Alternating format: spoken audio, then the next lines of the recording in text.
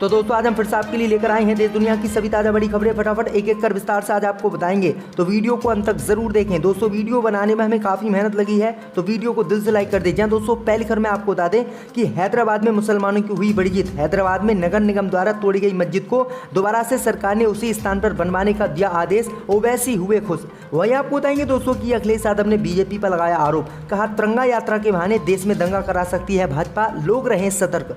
वहीं आपको बताएंगे दोस्तों कि राहुल गांधी ने प्रधानमंत्री मोदी को दी चुनौती, बोले हिटलर ने भी जीता था चुनाव, मैं भी दिखाऊंगा कैसे जीतते हैं चुनाव। वहीं आपको बताएंगे दोस्तों कि बगावत के बाद उद्धव ठाकरे ने महाराष्ट्र में जीती पहली लड़ाई, बीजेपी को दिया झटका, एकनाथ शिंदे भी खुश। पंचायत चुनाव में उद्धव ने बीजेपी को चटा दी धूल। वहीं आपको बताएंगे दोस्तों कि नोएडा में बीजेपी नेता ने महिला के साथ की मारपीट, दी गालियां, पुलिस ने दर्ज किया केस।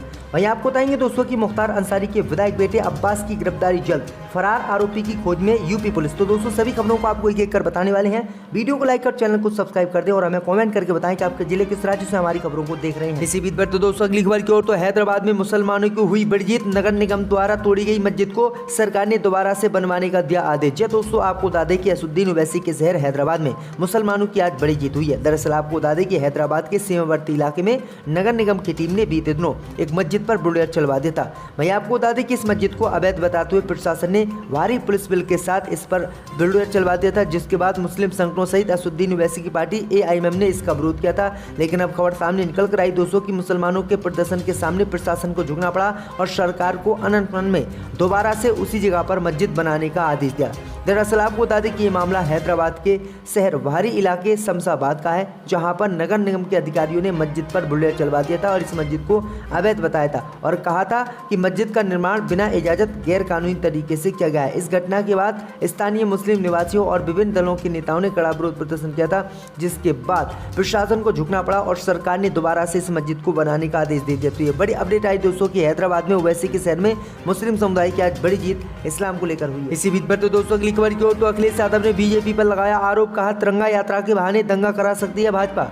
यह दोस्तों आपको बता दें कि समाजवादी पार्टी के राष्ट्रीय अध्यक्ष अखिलेश यादव ने एक तरफ बीजेपी के हर घर तिरंगा अभियान को समर्थन देकर चौंकाया, तो दूसरी तरफ शुक्रवार को उन्होंने बड़ा आरोप भी बीजेपी पर लगाया। अखिलेश यादव ने कहा है कि बीजेपी का तिरंगा यात्रा दिखावा है, सभी को सावधान रहने की जरूरत है, इसके जरिए भाजपा दंगा भी देश में करा सकती है। पहले कासगंज में तिरंगा यात्रा के समय दंगा कराया था। अखिलेश के बयान के बाद डिप्टी सीएम ब्रजेश पाठक ने जवाब दिया। ब्रजेश पाठक ने कहा है कि दंगा कराने वाले कभी तिरंगा का सम्मान नहीं कर सकते, बांटने का काम तो अखिलेश यादव ने किया है। दरअसल आपको बता दें कि अखिलेश यादव ने कहा है कि बीजेपी तिरंगा के नाम पर दंगा करवाती है। पिछले साल भी इन्होंने कासगंज में तिरंगा के नाम पर दंगा करवाया था, क्योंकि हिंदूवादी संगठनों के कार्यकर्ता तिरंगा यात्रा के नाम पर उपद्रव करते हैं, गुंडागर्दी करते हैं, जिसके बाद देश में दंगे फैलते हैं। इसलिए लोगों को सावधान रहने की जरूरत है, क्योंकि तिरंगा यात्रा के बहाने ये कहीं पर भी दंगा करा सकती है और चुनाव जीत सकती है। इसी बीच पर तो दोस्तों अगली खबर की ओर, तो राहुल गांधी ने प्रधानमंत्री मोदी को दी चुनौती, बोले हिटलर ने भी जीता था चुनाव, मैं भी जीत कर दिखाऊंगा।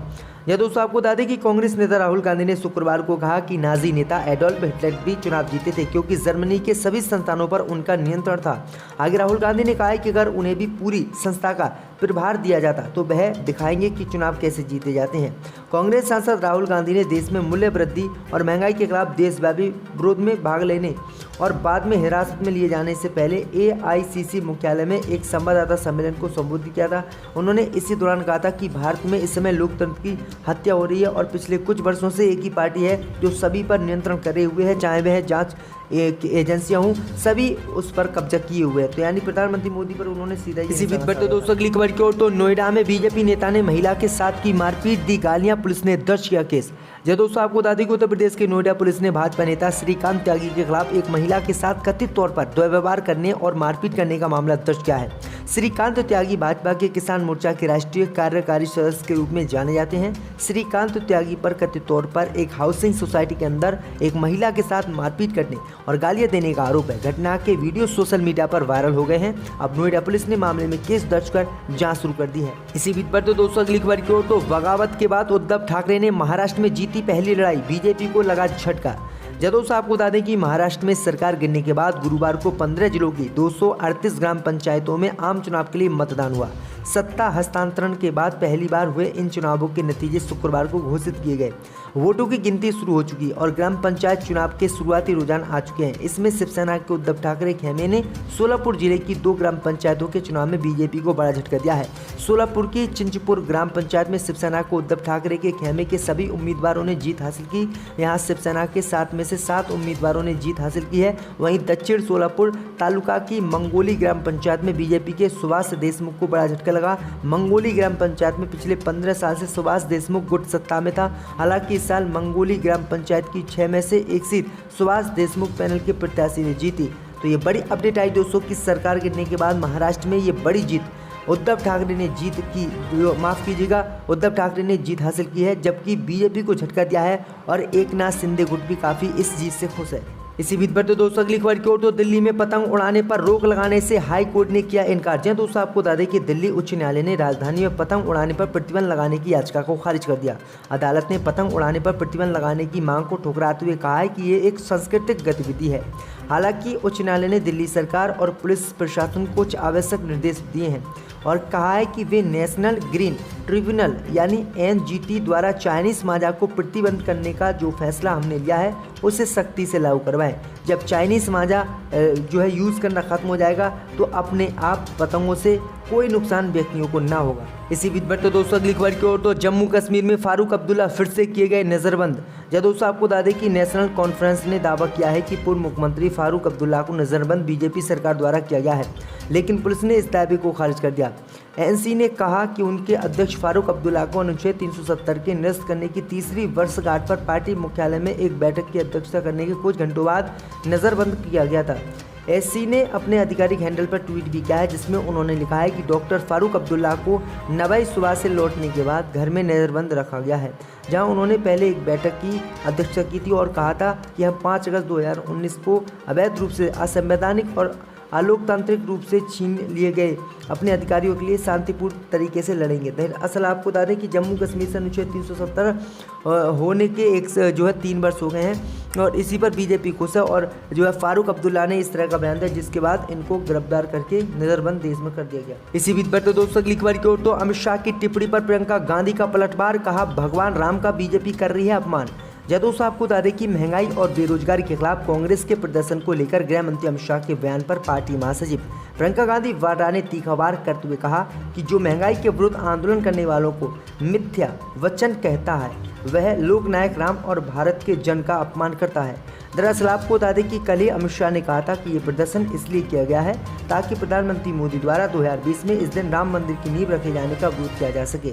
प्रियंका गांधी ने अमित शाह के इसी बयान पर निशाना साधते हुए रामचरितमानस की एक चौपाई का जिक्र किया और फिर कहा कि ये भगवान राम और देश के जन का अपमान है, क्योंकि बीजेपी लगातार महंगाई बढ़ाती जा रही है जिससे जनता परेशान है, इसलिए हम इनकी आवाज़ उठा रहे हैं। इसी बीच पर तो दोस्तों अगली खबर की ओर तो लोकसभा में टीएमसी सांसद महुआ मोइत्रा ने डीपी को लेकर प्रधानमंत्री मोदी पर साधा निशाना, कहा जीडीपी की जगह अब डीपी पर जोर दे रही है भाजपा।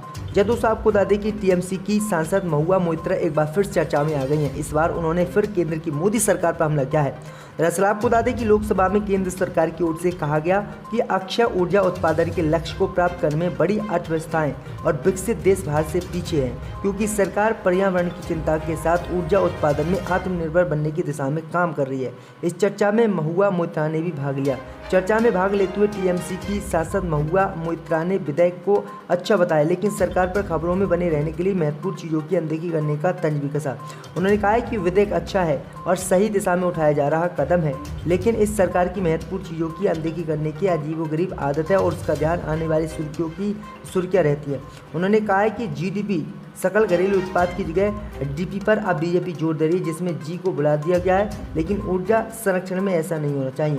दरअसल आपको बता दें कि प्रधानमंत्री मोदी ने बीते ही दिनों कहा था कि देश की जनता से उन्होंने सोशल मीडिया अकाउंटों पर अपनी डीपी बदलकर तिरंगे की डीपी लगाने के लिए कहा था और इसी बात को लेकर उन्होंने निशाना साधा कि ये अब जीडीपी की बात छोड़कर डीपी की बात कर रहे हैं। इसी बीच पर तो दोस्तों अगली खबर की ओर तो मुख्तार अंसारी के विधायक बेटे अब्बास की गिरफ्तारी जल्द, फरार आरोपी की खोज में यूपी पुलिस। दोस्तों आपको बता दें कि बाहुबली मुख्तार अंसारी के एमएलए पुत्र अब्बास अंसारी की जमानत अर्जी ठुकरा दी गई है।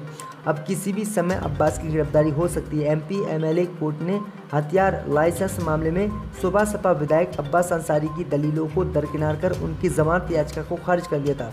तो बता दें कि पिछले हफ्ते ही अब्बास अंसारी ने गिरफ्तारी से बचने के लिए अदालत में अग्रिम जमानत याचिका दायर की थी, लेकिन उन्हें जमानत नहीं मिली। अब्बास अंसारी के पिता बाहुबली मुख्तार अंसारी आजकल जेल में बंद सजा काट रहे हैं। तो ये बड़ी अपडेट आ रही है दोस्तों।